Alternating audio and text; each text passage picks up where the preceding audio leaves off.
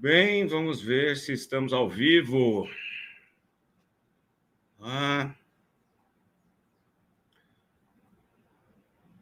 Meu StreamYard diz que sim. Muito bem, estamos ao vivo sim. Saudações tricolores, meus caros e minhas caras. Sejam muito bem-vindos a mais uma live. Bem-vindos e bem-vindas a mais um Domingo é Freud. E hoje, é exemplo da semana passada, estamos entrando mais cedo, porque daqui a pouco, às 16 horas, começa aí a última fase da grande conquista do meu querido São Paulo Futebol Clube rumo à gabaritagem, né? Vamos gabaritar todos os campeonatos, né? Se tudo der certo, seremos campeão de tudo. Por isso eu estou fazendo este Domingo é Freud um pouco mais cedo para vocês, mas não sem aquele mesmo carinho com o qual eu preparo todas as minhas lives. Sejam muito bem-vindos e bem-vindas ao canal Doni Correia, uma teia de ideias. Se é a primeira vez que você está chegando, já vai se inscrevendo, deixando o seu like, compartilhando, badala a sineta para receber todas as notificações. E participe, vocês podem apoiar sim a gente, se quiserem e puderem, mandando o seu superchat, mandando valeu demais. Tem aqui embaixo a chave Pix da conta jurídica, para que a gente vá fazendo esta teia crescer cada vez mais, domando o algoritmo, trazendo teiudos e teiudas aqui para o nosso espaço transdisciplinar. Quem acompanha esse canal já sabe que o Domingo é Freud é um espaço em que nós discutimos assuntos diversos da atualidade, assuntos da sociedade, assuntos da nossa civilização, à luz de conceitos da filosofia, da psicanálise, da psicologia analítica, enfim, da fenomenologia. E hoje não é diferente. A gente vai conversar um pouco aqui sobre algumas questões que têm a ver com a religião e que têm a ver com a política atual do nosso país. Se você está vendo esse vídeo pela TV 247, a quem já agradeço por retransmitir o meu Domingo é Freud, venha ao meu canal e se inscreva também. Assim você fica por dentro de tudo que a gente está tratando aqui no nosso espaço transdisciplinar, que tem como eixos principais a estética e história da arte, juntamente com o cinema, mas também tentamos fazer aí um aporte com as outras humanidades, porque é sempre mais rico, a transdisciplinaridade é muito rica, não é? E eu já vou aqui, inclusive, dando boa tarde a todo o pessoal que já está chegando, a Maria Clara, que está sempre aqui com a gente, dizendo boa tarde, Doni, grande expectativa pela fala do convidado. Na verdade, nós não. Eu vou abordar aqui questões referentes ao pastor Henrique Vieira, mas eu ainda não consegui trazer o pastor Henrique Vieira como convidado do canal. Eu estou atrás e estou tentando. O que eu vou fazer aqui hoje é uma apreciação de algumas falas deste homem que realmente tem muito a dizer sobre o que é ser um progressista sem abrir mão de uma fé, sem abrir mão de um contato com a religião, não é? Nós vamos ver alguns vídeos aqui das falas dele, eu vou analisar para vocês, mas eu já estou, né, tentando trazer o pastor Henrique Vieira para que a gente tenha a honra de tê-lo aqui conosco. A Nívia, que também está sempre aqui com a gente, está dando boa tarde de Porto Alegre, eu espero que esteja tudo bem aí em Porto Alegre, e a minha querida mãezinha Zuleika Mamprim aqui está dando boa tarde a todos, muito obrigado pela presença, é a primeira a chegar e a última a sair, como eu sempre digo. Bom, vamos falar aqui então a respeito de algumas questões relacionadas a algumas falas do pastor Henrique Vieira nos últimos dias. Ele que é deputado pelo PSOL do Rio de Janeiro, né? E que, confesso, eu não conhecia o trabalho dele. Eu fiquei conhecendo porque eu acompanho o trabalho da Érica Hilton, deputada do PSOL aqui por São Paulo, que eu espero que um dia seja presidente da República, né? Nós precisamos de mulheres como ela, advogando em favor de minorias, advogando em favor do bem-estar coletivo, não é? E ela é um trator, ela, quando se manifesta,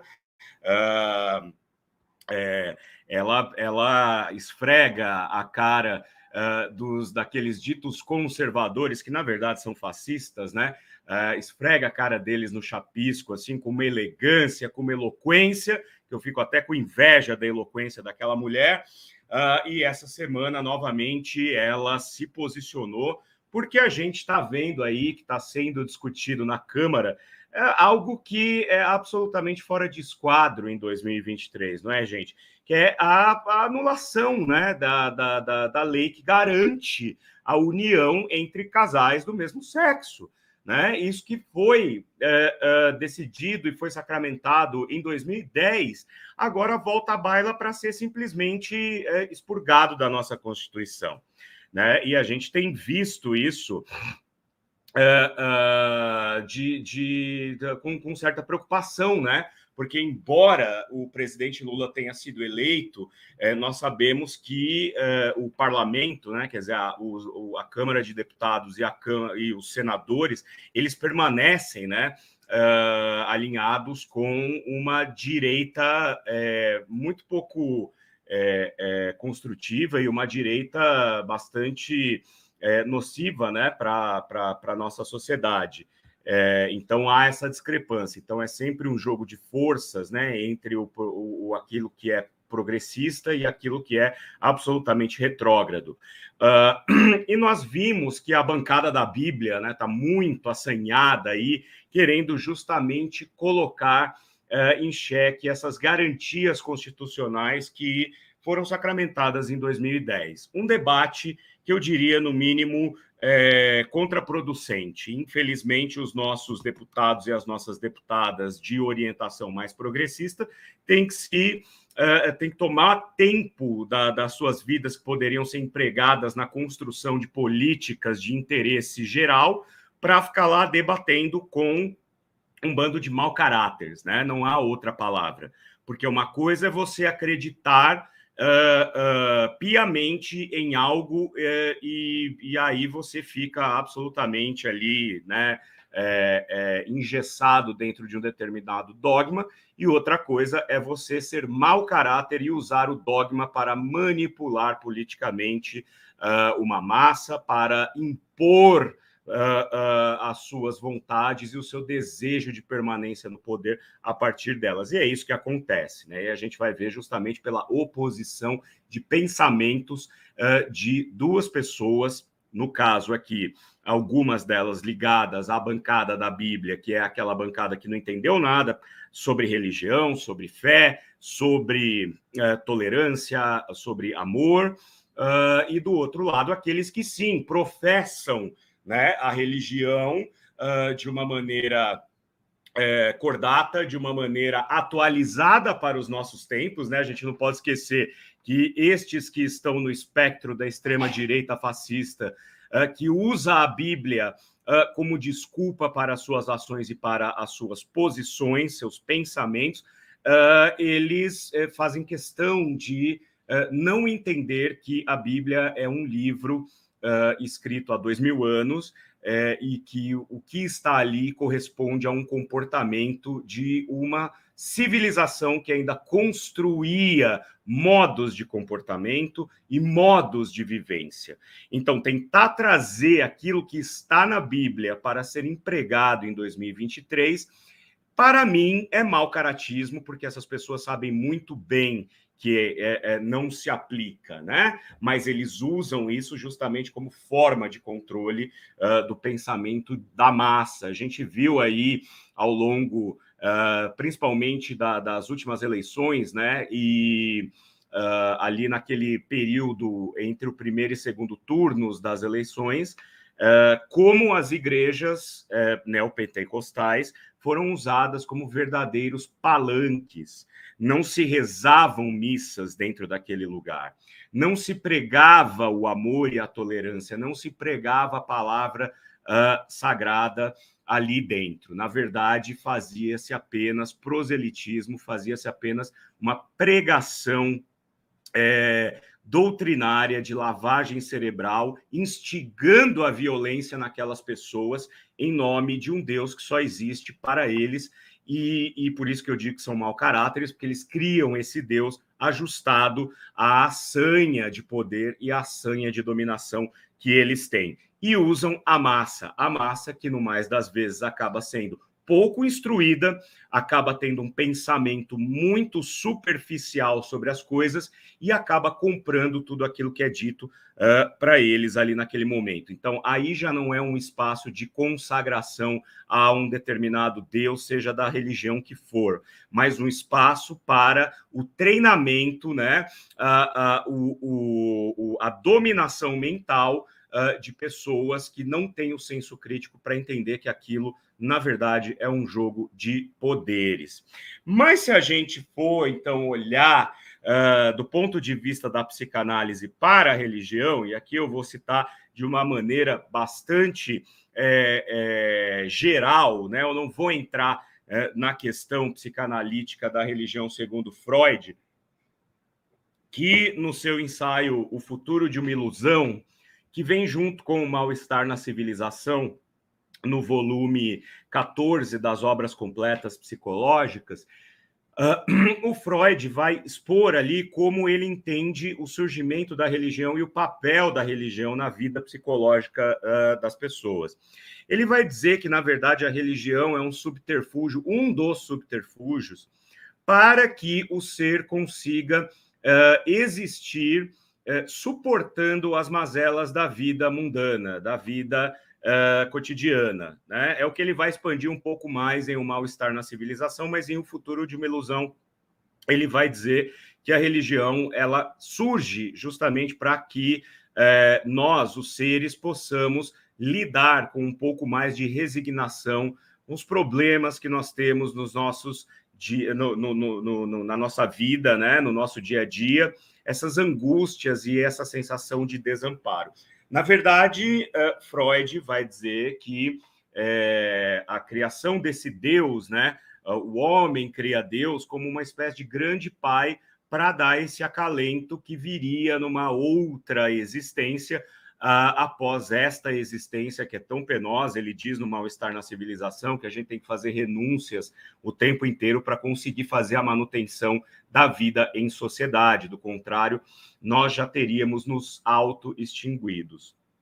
E em O Futuro de uma Ilusão, ele vai dizer que se por um lado a religião, mesmo sendo um subterfúgio, né, aquilo que Albert Camus vai chamar de suicídio filosófico no livro O Mito de Sísifo, né, Albert Camus vai dizer que o suicídio filosófico se dá quando nós vivemos o hoje pensando num mundo que vem depois dessa nossa vida, né? Então também não vale a gente crer numa vida que exista depois dessa e nos anularmos nesta vida. Não há problema nenhum em ter fé, segundo o próprio Albert Camus e segundo o próprio Freud, mas o problema é ficar estagnado na vida presente, pensando numa vida que nós não temos garantia nenhuma de que exista, né? É uma vida de salvação pós-morte, né? Então esse é o suicídio filosófico, segundo Albert Camus. E o Freud vai dizer que tudo bem, a religião é um fenômeno da humanidade e não há problema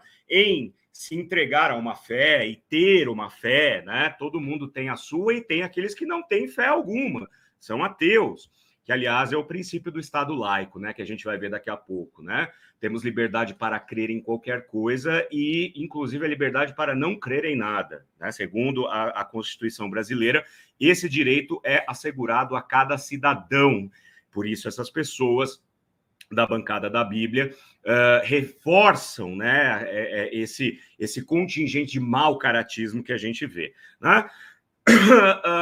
Então, o Freud vai dizer que não há problema algum que o homem crie, né, os seus deuses, os seus grandes pais, né, para poderem se sentir menos miseráveis e menos abandonados à própria sorte enquanto aqui habitam este planeta. Mas o grande problema é que a religião também pode servir, aqui, como ele diz, eu fiz inclusive uma anotação, né? Ele diz o seguinte, Freud argumenta que a religião muitas vezes restringe a liberdade individual, promovendo repressão sexual e outras formas de controle social. É aí que entra o grande problema da nossa discussão aqui, né? E que a gente tem visto, bom, a partir dessa apropriação da fé e do uso dela de uma maneira belicista, o Brasil elegeu o presidente que elegeu em 2018, né? E a gente vai ver que é um problema também quando a gente começa a dar muito cartaz para quem parece caricato, para quem vem com um discurso que muitas vezes parece caricato, e essa pessoa acaba ganhando prestígio suficiente para ser eleito para algo tão importante como um cargo executivo na nossa política, não é? Então, Freud vai dizer que o grande problema é quando essas vertentes religiosas elas são usadas por seus líderes para controlar uma massa, para reprimir socialmente, sexualmente, financeiramente, seja lá o que for. E é isso que a gente vê dentro da bancada da Bíblia, tanto no Congresso, quanto no Senado, enfim, quanto nas câmaras de vereadores. É cada vez mais presente na política essa noção de que a religião ela legitimamente pode influenciar na política. E não pode. Por quê? Porque, sendo o Estado laico, não existe ligação entre a política e a religião. Isso foi, né, esse divórcio da política e da religião veio lá atrás, inclusive com Martinho Lutero. Eu tenho aqui um vídeo sobre a Revolução, a Reforma Protestante, melhor dizendo, com meu querido amigo e foi meu professor e é professor de História, Hilton Fernandes, em que ele conta exatamente todo esse processo pela qual algumas vertentes dentro da Igreja de Roma passaram, até que Martinho Lutero advoga pelo divórcio entre Estado e Igreja, porque Estado e Igreja juntos, naquela época, fazia com que houvesse uma série de corrupções dentro da igreja que beneficiavam aqueles que estavam no alto clero e achacavam aqueles que estavam lá embaixo, tentando, de alguma forma, compensar as suas angústias, as suas dores, por meio de uma crença em algo divino. Então, veja essa desvirtuação que acontece, inclusive, dentro entre os nossos deputados federais, os deputados estaduais, né? E que a gente sabe que é tudo uma grande falácia. Né? Outro dia saiu aí uma notícia de que o 04, né, o Jair Renan, um assessor dele falou: nós tivemos um caso, né? Nós tivemos um envolvimento. Bom, para mim não tem problema nenhum, entendeu? É até bacana quando a pessoa, né, consegue exercer a sua sexualidade plenamente de acordo com o que ela gosta. Agora, não venha depois pregar, né, de maneira hipócrita, é claro, a presença do pecado na vida das pessoas. Olha, se você votar no Lula é pecado, se você é comunista, você é um pecador. Que coisa é essa, entendeu? O que tem a ver uma coisa com a outra? Ser comunista é uma questão política, pecar é uma questão de fé, percebe? Não é a mesma, cada coisa dá num pé, né? Não adianta. Então, eu quero mostrar para vocês aqui e comentar alguns vídeos, né, que eu separei, tendo como protagonistas aqui o pastor Henrique Vieira, que é do PSOL, que é da Igreja Batista, que são verdadeiras aulas de civilidade, que não tem nada a ver com religião, né? Que não tem nada, que não coloca a religião como vetor para guiar, né, a vida política. Uma coisa é você estar no parlamento defendendo leis, criando leis, colocando leis para aprovação. Outra coisa é você usar o parlamento para vir falar de um Deus, né, em nome da política. Né? Esses são fariseus, como eu costumo dizer. Né? Deixa eu colocar para vocês aqui, antes disso, né, deixa eu só dar um alô para o pessoal que está aqui se manifestando. Veja lá, o Jair, né, tá falando aqui, ó. Boa tarde, mestre. Campeão de tudo é o Inter. A minha esposa diz a mesma coisa, né? Mas a gente vai chegar lá também, aguarde. A Nê Santana tá falando, sensação térmica do domingo. Há mais de um sol a cada vivente. Boa tarde, Doni, e a todos que refrescam as ideias nessa teia. Venham para a teia se refrescar, porque de fato, olha, tá difícil aguentar esse calor. Meu querido Daniel Babalim, salve, boa tarde, meu chapa, muito obrigado pela sua presença, Baba. Sou adepto do totismo. Acredito que apenas em Francesco Totti e em seus golaços pela Roma, né? O meu querido Baba, que já era um totista desde a época da faculdade. Boa tarde, pessoal. Boa tarde, dona Daniela Pacífico está falando. Muito obrigado pela sua presença, Daniela. Vamos dar uma olhada aqui num vídeo do pastor Henrique, em que ele vai confrontar aquele ser desprezível chamado Marco Feliciano, né?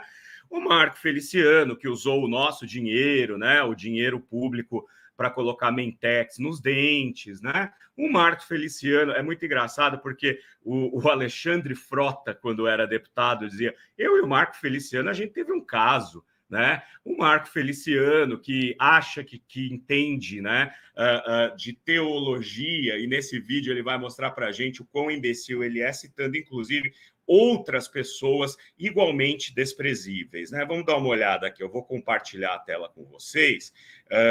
Deixa eu abrir aqui, só um segundo. Vamos lá. Tá aqui, então. Vocês já devem estar vendo aí. Então, isso aqui ainda é, né, essa série de debates no parlamento a respeito da tal anulação dessa lei que garante a união entre pessoas do mesmo sexo, não é? E aí vamos ver o que o pastor Feliciano tem a nos dizer, ou as bobagens que ele tem a dizer, né? Vamos lá. Ouvir um pastor que não entende de hermenêutica, duas coisas. Ou fugiu da teologia, porque falar que o pastor é faladão em um culto dentro de uma igreja, repito, em um culto dentro de uma igreja, ele não está no discurso político, ele está falando para os fiéis. Olha, bom, primeiro que ele fala aqui, né, não entende de hermenêutica. Eu acho que ele não entende de hermenêutica, né, porque hermenêutica você estuda quando você estuda teologia, quando você estuda ciências da religião, né, não quando você faz um curso para aprender a enganar pessoas dentro de uma igreja neopentecostal criada com o intuito de lavar dinheiro, e com o intuito de enganar pessoas, né? Trazer pessoas para um rebanho que é, na verdade, ungido com ódio, com intolerância, com discriminação, com racismo, né? E ele cita o André Valadão, que eu não preciso nem dizer, né? Vocês que seguem um pouco do cenário político sabem quem é André Valadão, né? O pai dele até, inclusive, virou meme quando deu a notícia de que o Guilherme de Pádua tinha morrido, né? Morreu agorinha, né? Agorinha mesmo. Eles transformaram o Guilherme de Pádua num pastor, em que pese o fato de que quando a pessoa comete um crime, é presa e paga por esse crime, tem todo o direito de recomeçar a vida, tá? Mas a gente sabe que não foi o caso, porque Guilherme de Pádua, além de tudo, continuava, né, mesmo depois de ter cumprido sua pena, que não foi completa, né, e ter se tornado um evangélico, né, ele ainda continuava envaidecido pelo sucesso, pela fama, né, ele nunca se arrependeu do que ele fez. Claro que não, né? Vamos continuar aqui vendo o execrável. Vamos lá. Executando aquilo que ele pensa, como se diz a própria palavra. Citando um texto do dilúvio, mostrando que houve um tempo na Terra em que Deus simplesmente desistiu da raça humana por causa dos seus erros, dos seus pecados, e enviou à Terra a destruição. Ele deixou claro que Deus não fará isso de novo, porque a graça chegou sobre nós. Olha que interessante, né? Esse pessoal cita a Bíblia como se fosse assim um livro de fatos, né? Quer dizer, como se a Bíblia não fosse uma grande alegoria sobre a construção da mitologia religiosa, nesse caso, né? No cristianismo, né? Qualquer pessoa bem intencionada que vá pregar, que acredite de fato, que vai estudar religião, sabe que a Bíblia, na verdade, está trabalhando com alegorias. Mas não, eles pegam esse livro como se fosse um livro de fatos, né? Inclusive para dizer que a Terra é plana e tal, né? Justamente por quê? Porque é mais fácil você convencer aqueles incautos, como eu falei, a grande massa não tem o senso crítico, infelizmente, que deveria ter. E não tendo esse senso crítico, vai acreditar que, de fato, em 2023 a gente está seguindo um negócio que há 2000 anos foi registrado como uma alegoria, mas aconteceu de verdade. Então, a gente precisa continuar seguindo aquilo que está lá, aquele dogma, né? E então, quero dizer à sua plateia, ao seu povo, já que Deus não vai destruir a terra, vamos para cima. De que forma? Pregar o evangelho, anunciar que Jesus Cristo liberta as pessoas e anunciar que pecado é pecado e ponto final. Não. pregar o evangelho, né? Quanto a isso, não há problema, porque existem várias religiões que, de fato, pretendem evangelizar. O problema é evangelizar na marra, né? Quer dizer, eu, por exemplo, aqui a gente conversa sempre sobre algumas das minhas crenças e eu já trouxe para vocês aqui questões da Umbanda que eu sigo, não é? E da Aya Umbanda, que é a ayahuasca, né? Sou um ayahuasqueiro, um umbandista, tá ali, né? Vocês estão vendo atrás, meu pai Ogum, São Jorge, né? Que venceu, o santo guerreiro que venceu o dragão da maldade. Mas assim, veja quanta... eu venho de uma família de tradição católica, né? Apostólica romana. E principalmente por parte da minha mãe, meus tios, minhas tias, enfim, sempre foram muito praticantes. Eu tenho um primo da minha idade que é padre, por exemplo, né? Ele foi ordenado padre, hoje em dia está lá em Barra do Piraí, né? E na diocese lá. Mas dentro da minha família, por mais fervorosos católicos que, enfim, meus antepassados foram, ninguém nunca encheu o meu saco querendo que eu seguisse aquilo à força, né? Uma coisa é você mostrar para alguém que está procurando, de repente, uma resposta religiosa, um caminho religioso, ou tem aquela vontade de descobrir alguma fé, você indicar um caminho e a pessoa vai descobrir sozinha, como aconteceu comigo quando eu me converti ao umbandismo, Umbanda. Outra coisa é você forçar a pessoa pelo medo, pela reprimenda, né, pelo tal do pecado, que ele fala aqui, né, não conhece, de hermenêutica, ele também não conhece. Né? Como as pessoas transigirem nesse assunto. Não pode meter em assuntos de igreja, não se pode, onde não são convidados. Então, não se pode se meter em assuntos de igreja, a igreja não deveria se meter com assuntos da política também, né? Porque, de novo, o Estado é laico.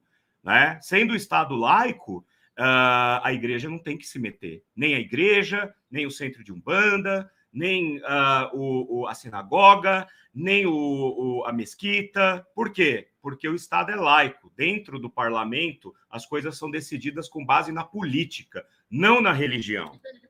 Comunistas e socialistas entendem de distorcer a imagem das pessoas. Olha lá, comunistas e socialistas entendem de distorcer. O que tem a ver o que eu falei agora há pouco? O que tem a ver comunismo com crença, né?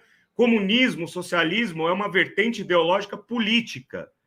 Você ser protestante, católico, cristão, muçulmano, umbandista, enfim, hinduísta, budista, é outra coisa. Cada coisa dá num pé, como eu falei.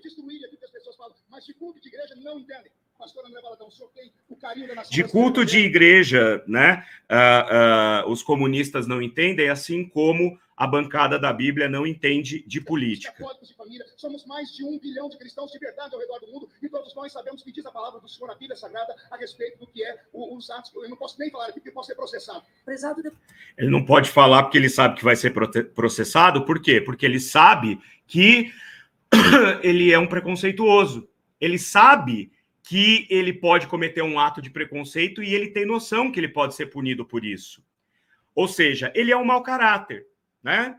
Ele sabe que se ele falar, ele vai ser processado. Por isso ele não fala. Não é uma questão de acreditar, não é uma questão de fé, né? Até porque a religião, a verdadeira fé, prega a igualdade, não prega a discriminação.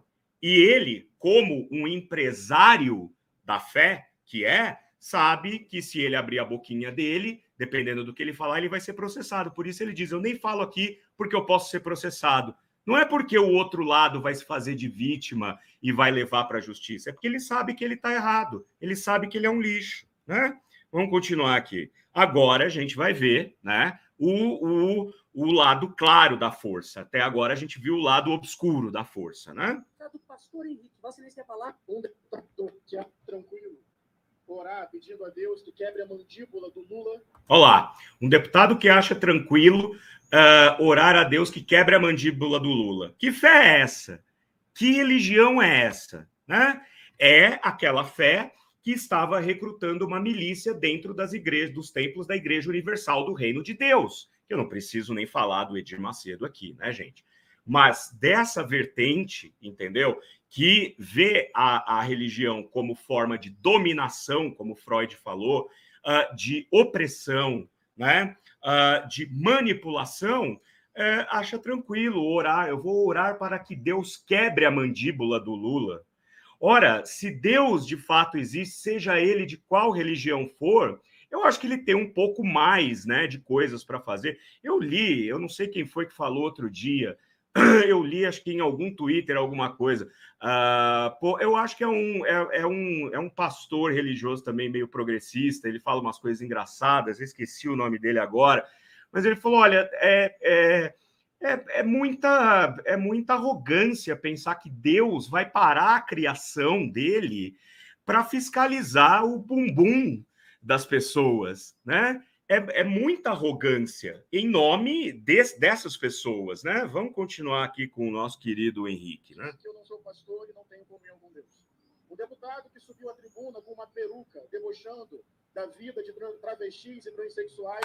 Esse é o Nicolas, né? O candidato, né? O Chupetinha do Bolsonaro, né? O Nicolas Chupetinha, que foi lá fazer troça no parlamento usando uma peruca. Ele acha bonito, ele acha engraçado. Amigo do Neymar, né? Para você ver como é que a gente está de futebol também. Eu estava falando do São Paulo agora, mas está cada vez mais difícil a gente também gostar de futebol por causa dessas coisas, né? O Nicolas é uma daquelas pessoas que fazem aflorar em mim os meus instintos mais primitivos. Se a gente quiser falar aqui do inconsciente coletivo do Jung, né, a gente pode pensar que o Jung dizia que a gente traz conosco, na nossa herança psicológica,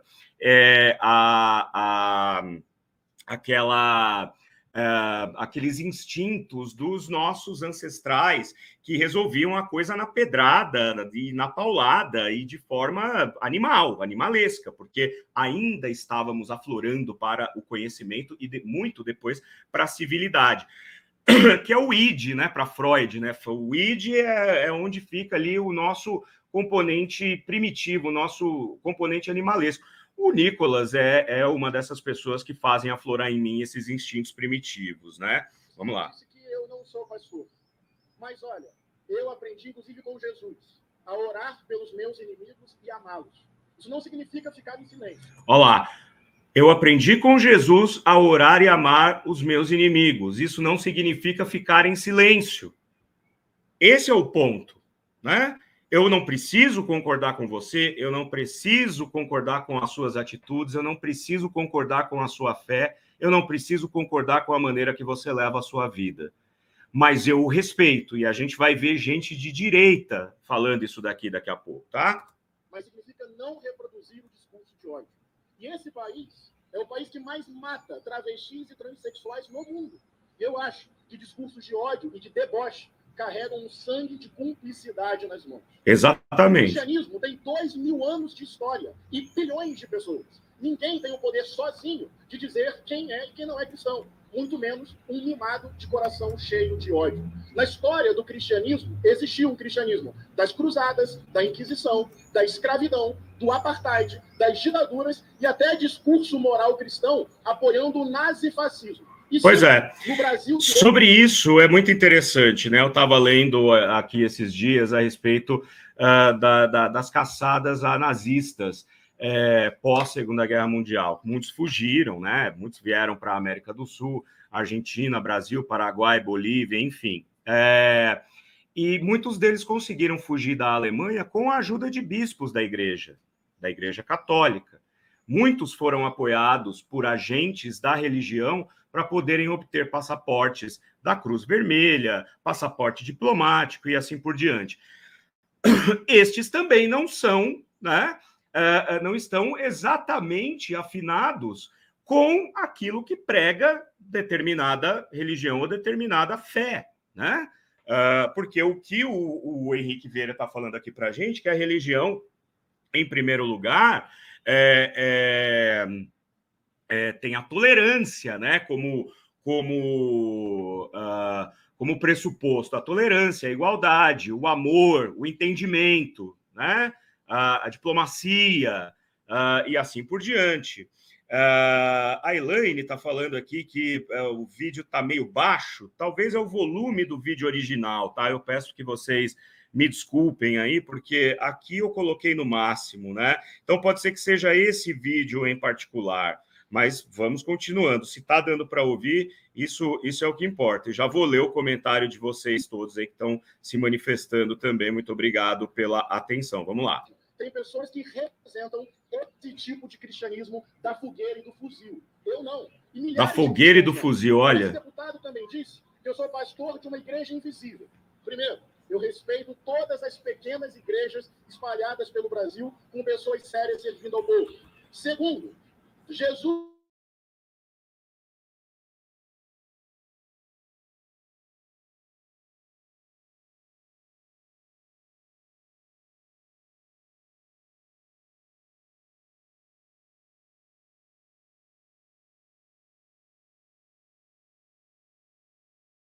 a própria alma.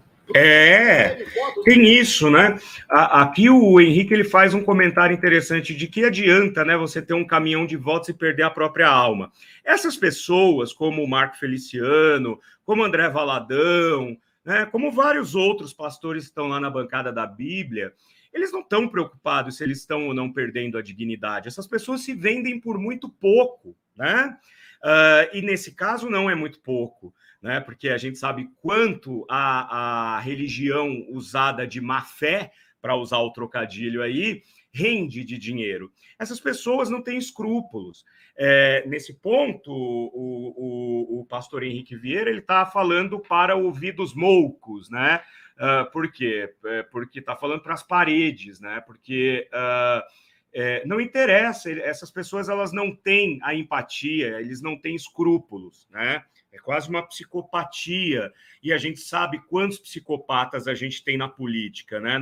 Psicopata não é assassino, aliás, uma parcela pequena de quem sofre de psicopatia descamba para o crime, de fato, assassinato e esse tipo de coisa. Muitos deles estão dirigindo grandes corporações, big techs, né? Que manipulam a cabeça das pessoas, igrejas, grandes corporações, né? É aí que estão os verdadeiros psicopatas da nossa sociedade, né? Então não são pastores, não são crentes, são dementes, doentes. Ser corrompido pelo ódio. Eu permaneço aqui defendendo o Estado laico, respeitando todas as religiões e a não crença religiosa. Olha que importante, todas as religiões e a não crença religiosa. Eu conheço pessoas que frequentam igrejas protestantes, neopentecostais, que quando você diz, eu sou da Umbanda ou eu sou ateu, elas querem te esconjurar, elas querem te converter, elas querem te xingar. Ora, é exatamente isso que é ensinado dentro dessas igrejas, a intolerância, a incapacidade de estabelecer alteridade com o outro, né? Não é o verdadeiro evangelho conforme ele é pregado, né? A Bíblia, assim como o Alcorão, são livros maravilhosos, são livros com metáforas fortíssimas, importantíssimas. Quando cai na mão do fundamentalismo, ela é desvirtuada. Isso acontece em qualquer religião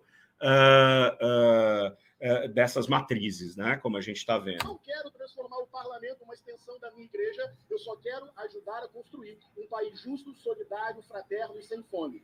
E eu não estou sozinho. É importante dizer isso. Não em nosso nome o fanatismo religioso. Exato. Não em nosso nome o discurso de ódio e violência. Não em nosso nome o deboche diante do sofrimento humano. Não em nosso nome o cinismo e a hipocrisia. Não em nosso nome a glorificação da violência. Nós seguimos, nós resistimos, nós nos multiplicaremos com amor, coragem e humildade. Ninguém pode definir a fé que eu carrego no meu coração, que vem de São Francisco de Assis, Martin Luther King, das comunidades eclesiais de base. São Francisco de Assis, Martin Luther King, que é o Martinho Lutero e depois Martin Luther King, né? Olha só que interessante. É maravilhoso, né? Deixa eu descompartilhar aqui para poder parar, para poder colocar o outro vídeo para vocês. É maravilhoso isso que o Henrique Vieira fala, né? Porque eu, desde muito cedo, sempre me interessei pelas vertentes religiosas, né? Eu gosto de estudar isso. Eu tenho a minha fé, eu tenho as minhas crenças, mas eu gosto muito de entender como o homem, o ser humano, né? Nós seres, somos capazes de fabular, né, mitologias que, na verdade, vão servir para aplacar justamente aquela dor que o Freud dizia. E é impressionante, é fabuloso como a gente tem a capacidade de criar universos e criar fabulações em torno de seres que a gente poderia chamar sobrenaturais, em favor de uma vida mais tranquila, de uma vida de entendimento, de uma vida de convivência social, de uma civilidade. Não é? E é isso que o pastor Henrique está falando aqui. Eu posso não concordar com a sua fé, mas isso não faz com que eu tenha o direito de simplesmente passar por cima de você, extinguir você e a sua fé. Cada um tem o direito de crer naquilo que quer crer e que entende que é crível. Inclusive o direito de não crer em nada, né? Mas aí a gente fica pensando, né? Tá, mas ele é um pastor de esquerda, ele está vinculado ao PSOL. Pois eu quero mostrar um vídeo para vocês aqui de um deputado de direita, né?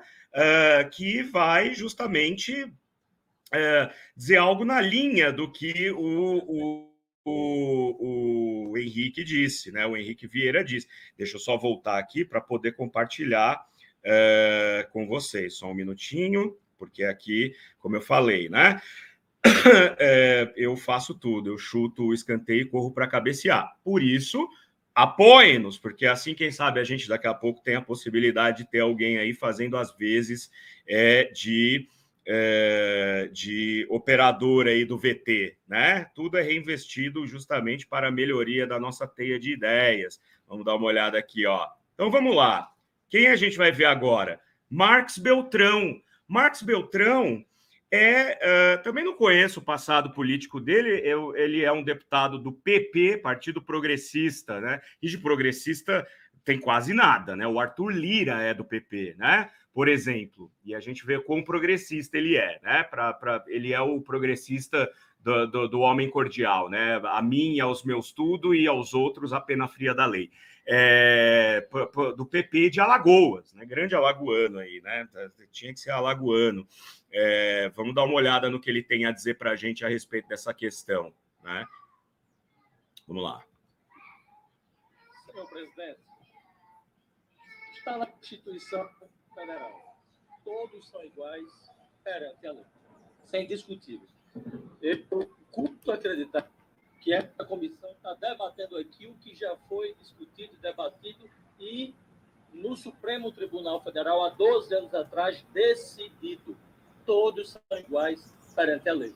Eu vejo aqui muito debate usando como pano de fundo religião, crença, igreja. Nós não estamos aqui na igreja, estamos no Parlamento Brasileiro para discutir direitos, Eu sou de direita, eu tenho família, sou casado, pai de 3 filhos, eu sou católico atuante, mas eu defendo o direito igual para todos. Esse é o tapa na cara, né? Eu sou de direita, eu sou casado, pai de 3 filhos, católico praticante e defendo a igualdade de todo mundo. Numa democracia, gente, não é porque eu creio que muitos de vocês aí do outro lado, né, que seguem o meu trabalho, são de esquerda, né? Não é, a gente está numa democracia, então você precisa ter de fato os dois pesos, inclusive para haver o debate, inclusive para haver a tensão que vai gerar o desenvolvimento político, social, econômico de uma nação. Uma pessoa de direita não é um déspota, assim, o rótulo, né? Sou de direita, não deve vir imediatamente com aquele outro rótulo que é um nazista, um fascista, uma pessoa preconceituosa. A gente está vendo aqui. E o nome dele é Marx, né? Olha que interessante, né? Um político chamado Marx, que é de direita, católico, casado, do Partido Progressista, né? Seria como se a gente tivesse, sei lá, né? Um artista de reggae jamaicano chamado Himmler, né? Claro que eu não estou querendo fazer nenhum tipo de alusão aí, de contraposição entre Marx e Himmler, mas é no mínimo inusitado. E olha o que ele fala, né? Ele diz a mesma coisa que o pastor Henrique Vieira, que é de esquerda, e ele se diz, sou de direita, mas todo mundo tem o direito de ser igual, porque tem direito de ser tratado de maneira igualitária, porque está na Constituição. E ele vai dizer mais ainda, ó. Todos são iguais perante a lei. Todos são iguais perante a lei. É como eu disse, não estamos aqui discutindo se a religião A ou B deve prevalecer ou não. Estamos discutindo direitos adquiridos como o que já foi aqui discutido: inclusão ao plano de saúde, herança, divisão de bens, separação, direito sucessório, e o imposto que todos pagam é igual ao de todos. Ninguém paga imposto aqui maior do que ninguém. Exatamente. E é isso que a gente tem que debater aqui, o direito das pessoas. É isso que a gente tem que debater. Eu vejo aqui, presidente, infelizmente, muito discurso de muita forma machista. Isso é maravilhoso. Muitas vezes, discursos como se fossem leões. E entre quatro paredes, muitas vezes, esses mesmos leões fazem sussurros de gatinhos, presidente. Maravilhoso, maravilhoso. Ele encerra com um fecho de ouro, né? Veja que interessante. Aqui muitos são leões, né? E entre quatro paredes sussurram como gatinhos. A gente sabe de quem ele está falando, né? Porque veio à tona essa questão do 04 aí do Jair Renan, que, como eu falei, para mim, quanto mais liberto ele for para exercer a sua sexualidade, talvez melhor para a vida de todo mundo, porque daí não tem tempo de ficar pensando em hipocrisias, né? E quando ele fala, agem como leões e entre quatro paredes sussurram como gatinhos, a gente sabe do que ele está falando. A gente sabe como funciona a cabeça, né, dessas pessoas, como Marco Feliciano, como o Sargento Farrur, né, que eu vou colocar daqui a pouco para a gente encerrar a conversa, né, porque eu acho que já deu para deixar o meu ponto bem claro aqui. Ou seja, um deputado de esquerda, de direita, que entendeu o que significa ser um deputado. Ele falou, a gente devia estar aqui discutindo como que fica a questão de herança, questão de divisão de bens, questão que é o que cabe ao Código Civil, que é o que cabe à legislatura. Não é se o cara quer casar com outro cara, ou a mulher quer casar com outra mulher, ou uma mulher trans quer casar com um homem trans. Isso não é da alçada dessa bancada evangélica. Eles têm que legislar, eles não têm que ditar comportamentos, né? Bom senso não tem lado. Eu vou ler daqui a pouco aqui os comentários de vocês. E aí, por fim, eu quero mostrar aqui um outro vídeo do pastor Henrique Vieira, confrontando uma outra figura que, para mim, é talvez uma das mais execráveis, né, dentro dessa política que a gente tem, que é o Sargento Farrur. Acho que ele é do Paraná, né? O Sargento Farrur é outra dessas figuras que são caricatas e que, de tanto baterem a tecla na caricatura, ele acaba ganhando palco e ganhando fôlego eleitoral e acaba se elegendo. Isso aconteceu com o Bolsonaro, né? De tanto ele aparecer no Super Pop, no CQC, acabou sendo eleito presidente da República. A coisa ficou séria. E o Sargento Farrur, ele é aquele cara, ele parece o Leôncio, né, do Pica-Pau, aí para quem é jovem há mais tempo, lembra-se do desenho do Pica-Pau, tinha um Leôncio, né, com El Bigodon, né, e o Sargento Farrur ficou muito famoso por alguns memes da internet, como, por exemplo, aquele que ele tá com a diligência dele, apreendem pasta base de cocaína, e ele fala, essa aqui é da pura, coloquei no meu dente aqui, tô bem louco até agora, né? Ou então, quando ele prendeu aquele cara que estava traficando cigarro e o carro capotou, e o cara vai dar entrevista e fala assim, não, esse aqui é para consumo próprio, eu pito muito, né? E o Sargento Farrur fala, imagina, ele está falando que esse cara é um fanfarrão, ele está dizendo que vai consumir todo o cigarro, eu fumava um maço por dia e tive um infarto com 50 anos, você acha que esse cara aguenta quanto tempo, né? E, de fato, o Sargento Farrur estava esses dias no hospital de novo, né? E é a prova de que vaso ruim não quebra, não é? Porque se recuperou. Vamos dar uma olhada aqui. Então, agora o tema é outro, né? Agora a gente já não vai falar aqui o vídeo. Esse vídeo não é sobre a questão dos direitos LGBT. Aqui, o Sargento Farrur vem com aquela ladainha, né? De que os processos contra o Lula foram anulados, e que não deveriam ser anulados, porque o Lula é um bandido e não sei o quê. Gente, eu não sou poliana, tá? Eu não acredito no caráter ilibado do PT, né? Da política empreendida pelo PT nos anos em que o PT esteve na presidência com Lula e com Dilma. Não acredito, eu não sou poliana, não sejamos idiotas. Política é política. Agora, se a coisa toda foi anulada porque, de fato, havia um processo viciado, né? Um deles, o Deltan Dallagnol, já foi devidamente punido, né? Tá aí com a cara toda quebrada, dizendo que caiu da bicicleta e salvou a filha dele. Estou tentando entender até agora esse movimento ninja dele ir caindo de bicicleta e agarrando a filha e estourando a própria cara, né? E o Moro daqui a pouco também vai por água abaixo, né? Eu espero que vá mesmo, né? Que essas pessoas, o lugar delas é na lata de lixo da história, né? A gente tem que tratar disso daqui 30, 40, 50, 100 anos como um momento vexatório, pessoas vexatórias, pessoas que não sabem se comunicar, pessoas que não conhecem o código, não sei como é que chegaram à magistratura desse jeito, né? Mas o Sargento Farrur está aqui, então, passando vergonha também. Vamos ver, porque é sempre gostoso ver esse tipo de gente passando vergonha, né? Deixa eu compartilhar. E prometo que é o último aqui, né? Para não cansá-los também. Vamos lá. Então, estamos aqui. Vamos ver. Sobre as provas imprestáveis, a atuação de todos os procedimentos aí, isso já vem desde 2020, tanto que tornou o Lula elegível, né, novamente. Olha o Farrur, né? É uma figura caricata, né? Você olha para ele e fala assim, o que essa pessoa está fazendo dentro do parlamento, né?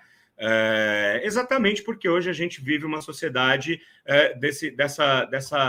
desse carisma utilizado a partir das mídias sociais, da memificação das coisas, dos espaços na TV, porque o Sargento Farrur é a figura fácil naqueles programinhas de fim de tarde lá no Paraná, que gostam de mostrar como a polícia é durona, como a polícia vai para cima, como a polícia entra na favela, bate em preto, atira, mata criança, né? A gente sabe como é que funciona. Uma pessoa condenada aí por corrupção em várias instâncias. Eu claro, não sou nenhum idiota, eu não sou jurista. Não, idiota sou eu. Realmente as provas foram anuladas, os processos foram anulados. Na verdade, idiota é quem votou no senhor, né, senhor Farrur? Cá entre nós, né? Uma vergonha por parte do Judiciário, por parte do STF.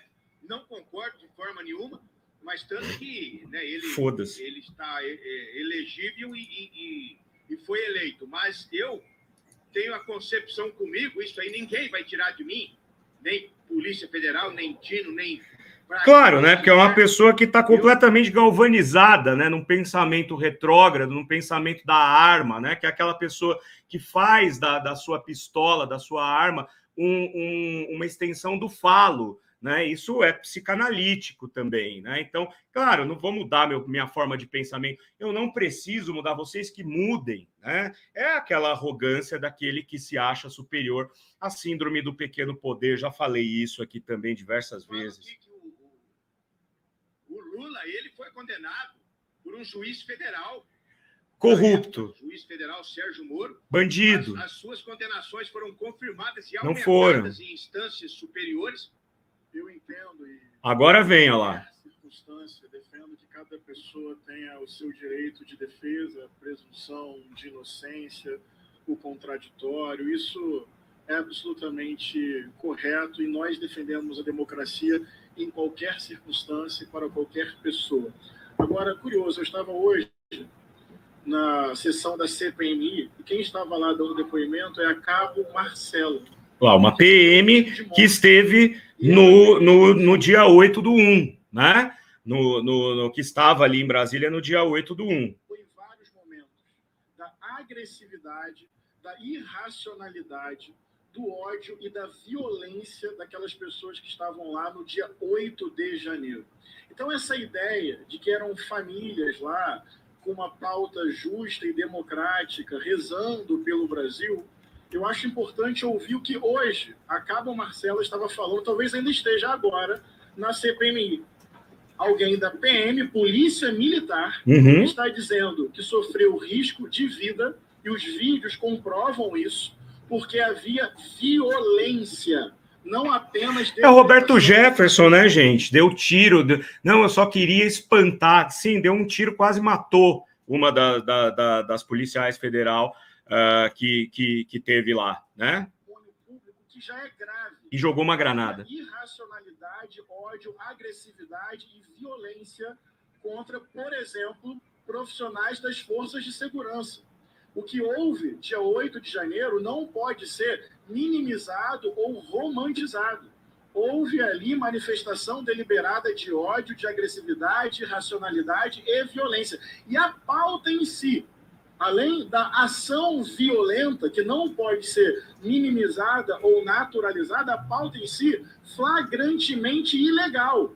Esses que os senhores chamam, um debate raso, de ex-presidente ladrão...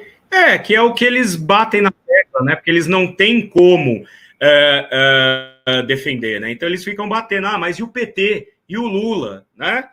Ninguém da extrema-direita veio a público condenar os atos daqueles estudantes da Unisa pelados, atentando contra o pudor e a dignidade do pessoal lá, quando baixaram as calças e fizeram gestos obscenos.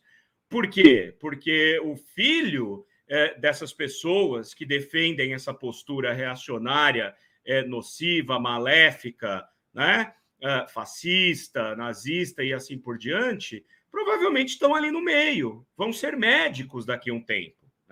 Teve o processo anulado porque ficou comprovado que as provas, supostas provas... Olha lá. É a turma do barulhão, né? Do fundo, a turma do fundão. Não, eu vou pedir aí só, utilizando o mesmo privilégio do Cabo Gilberto, usando do mesmo preceito regimental que o Cabo Gilberto, com recorrência, faz uso, gostaria de pedir a recomposição aí de 1 minuto e meio para concluir o meu raciocínio. É debochado, né? Muito bom. Assim, gente, sério mesmo. Eu queria propor aos senhores um debate mais razoável. Não é possível, senhor presidente. Não dá. Que a cada vez que os senhores ouvem alguma coisa que discordam, reajam dessa forma. Isso é muito mesquinho e tacanho. E às vezes fica caricato.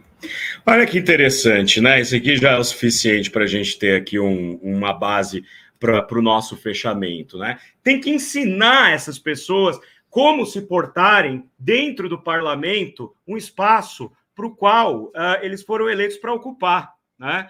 Então, a moral da história toda aqui, gente, é o seguinte, né? Quando você junta pessoas, né, de caráter duvidoso, que são muito mais empresários da fé do que, de fato, alguém com uma vocação eclesiástica, porque você ser um pastor, um padre, um líder religioso de fato, isso é uma vocação, isso não é uma coisa que qualquer um vai lá, faz um cursinho, aprende e acabou. Falei aqui do meu primo, que tem a minha idade e é padre, isso é uma vocação dele, né? Ele estudou para isso, ele passou anos estudando para poder exercer esse papel de líder religioso. Quando você pega empresários que não querem, né, nada mais do que poder, que não querem nada mais do que dinheiro e poder, né? Estão aí, são as duas pernas aí que fazem com que esse modus operandi caminhe, né? O poder, a sede do poder e o desejo de dinheiro. Então, como você faz isso? Você se apropria, né, da fé de uma massa carente, de uma massa sem instrução, de uma massa que precisa daquela figura do pai, como eu falei, que Freud define, né, no começo da nossa conversa. Pronto, você está com a faca e o queijo na mão, é só cortar. Por quê? Porque essas pessoas, elas tendem a seguir. E se você prega o ódio, essas pessoas vão incutir o ódio dentro delas, a intolerância, né? Não é pecado você ser um homem trans, uma mulher trans, isso não é pecado. Deus não está preocupado, como eu disse, Deus não está fiscalizando o bumbum de ninguém, desculpem o termo sincero aqui, né? A forma sincera. É o que eu disse antes, a criação, né, de um Deus, se existe e qual seja esse Deus, é muito maior para ele ficar fiscalizando se eu gosto de A, se eu gosto de B, se eu vou casar com A, se eu vou casar com B. Isto não é religião. O que eu estou tentando chamar a atenção aqui é que isto não é religião, isto é uma forma de controle. E, infelizmente, a gente ainda vai ter que conviver com isso, porque daqui a pouco vem eleições municipais, vem eleições para a Câmara de Vereadores, daí, depois de 2 anos, a gente tem de novo eleições presidenciais, eleições para deputados estaduais e federais. E quanto mais a gente compreender que, no fundo, essas pessoas são grandes empreendedores e usurpadores da fé alheia, mais a gente tem condições de tomar boas decisões na urna para expurgar essas pessoas. Porque, de novo, o lugar dessas pessoas é no lixo da história. Vamos dar uma olhada aqui, então, fazer um giro antes da gente se despedir, para que a gente possa acompanhar o meu querido tricolor ser campeão da Copa do Brasil. Vamos dar uma olhada aqui no que vocês estão dizendo. Eu tinha parado na Daniela Pacífico, né? Em seguida, a Lília veio aqui, ó. Boa tarde, pastor Henrique. Tem todo o meu respeito. E o meu também, né? Eu só sinto não ter descoberto pastor Henrique antes, né? Porque ele é do Rio de Janeiro, né? Então, agora, quer dizer, como eu falei, eu o conheci depois de uma fala da Erika Hilton, que eu acompanho com vigor, né? Então, ela falou em seguida, ele falou, e aí eu me apaixonei completamente pela postura desse homem, né? Pelas ideias desse homem, provando que esse preconceito contra as igrejas protestantes também não tem fundamento, porque existem igrejas protestantes como a igreja, né, que pregam isso que o pastor Henrique Vieira prega, e existem aquelas que pregam o que o Marco Feliciano prega, como eu mostrei aqui, né? E a querida Luciana Brito mandando um ogunhê bem gostoso aqui, ogunhê. A Lilian está dizendo, me impressiona a capacidade de convencimento das igrejas neopentecostais. Defendem até esses pastores que deram um golpe milionário em centenas de fiéis. Lilian, deixa eu falar para você, há lugares em que a igreja, inclusive, é financiada pelo tráfico. Em comunidades mais carentes, a igreja e o tráfico se unem para poder controlar a região e para poder fazer a gestão empresarial daquele ponto, né? Eu fico impressionado como isso é possível também, né? É consternante. Boa tarde, Doni. Ótima análise, mas eu tinha falado, né? A Elaine tinha dito a respeito do som, espero que tenha melhorado um pouco. Ela está falando aqui, ó, melhorou, obrigado. A Ananda está falando aqui, ó, Henrique Vieira é sensacional, concordo plenamente. E a Lília mandou mais uma. O Mosteiro de São Bento, em Salvador, acolheu e protegeu muitos perseguidos pela ditadura militar. A verdadeira igreja ao lado dos mais frágeis e necessitados. Exatamente.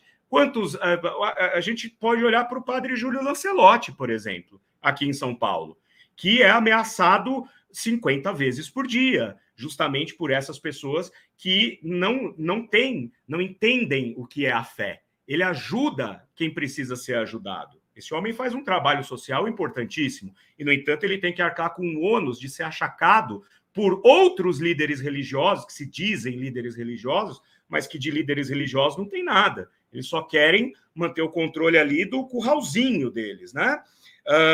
Escravos da fé, a Nanda está dizendo aqui, ó.